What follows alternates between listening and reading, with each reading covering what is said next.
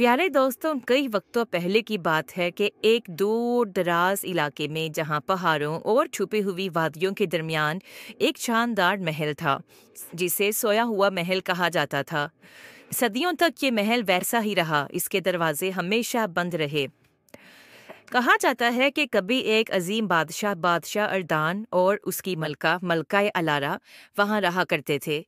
लेकिन महल हमेशा सोता रहा और कोई नहीं जानता था कि ऐसा क्यों है। बादशाह अर्दान और मलका अलारा खुशहाल मुल्क पर हुकूमत करते थे, जहां लोग एक दूसरे से अच्छे तरीके से पेश आते थे। और ये भी कहा जाता है कि मलका अलारा को खास ताकतें हासिल थीं। वो हवा, दरख्तों और सितारों से बात कर सकती थी। लेकिन एक दिन मलका अलारा बीमार हो गई। तमाम हकीमों ने कोशिश की, मगर वो नहीं बच सकी। बादशाह अर्दान दिल शिकस्ता और मायूस होकर एक ताकतवर जादूगर के पास गया जो बुलंद पहाड़ों में रहता था। जादूगर ने कहा कि सिर्फ एक चीज मलका को वापस लाने में मदद दे सकती है, और वो है अब्दी अमन का ताज, जो एक जंगल में छुपा हुआ है और वहाँ के दरख्तों और जानदारों ने इसकी हिफाजत की हुई है।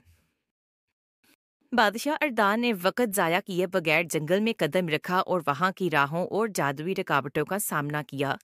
कई मुश्किलों के बाद वो ताज तक पहुंचा।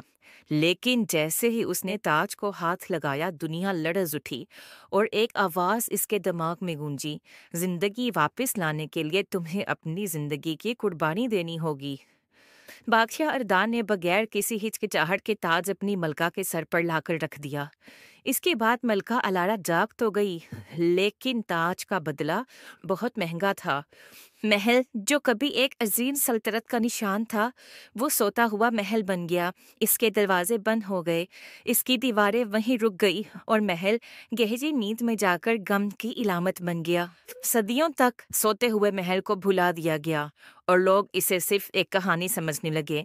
लेकिन एक दिन एक लड़की जिसका नाम लीरा था, वो अपने गांव से आई।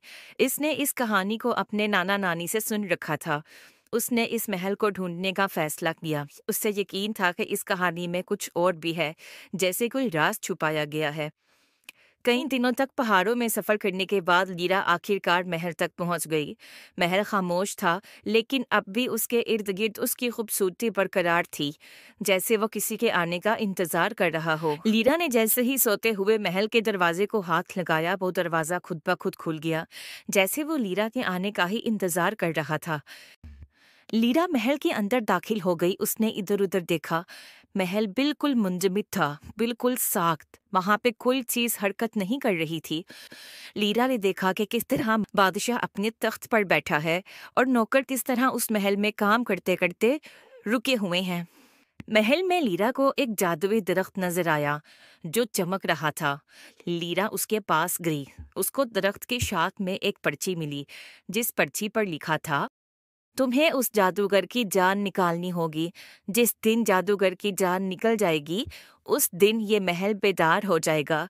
लीरा बहुत परेशान हुई, क्योंकि उसको नहीं मालूम था कि उसको जादूगर कहाँ मिलेगा, उसकी जान कैसे निकाली जाएगी।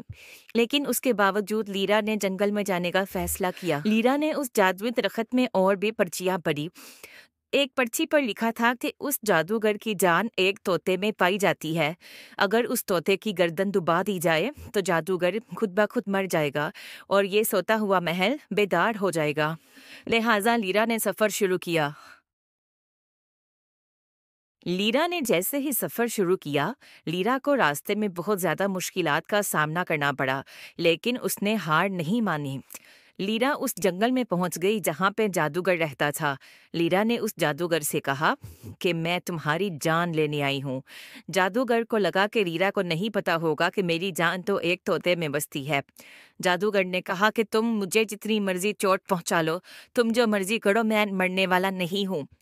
अभी वो ये कह ही रहा था कि उसकी पीठ पर बैठा हुआ तोता, लीरा ने उस तोते की गर्दन दबा दी। जैसे ही लीरा ने उस तोते की गर्दन दबाई, जादूगर की जान निकल गई और उधर वो सोया हुआ महल वापस बेदार हो गया। बादशाह और मलका बेहद खुश हुए। उन्होंने लीरा का शुक्रिया अदा किया और लीरा को अपनी शहजादी बना लिया।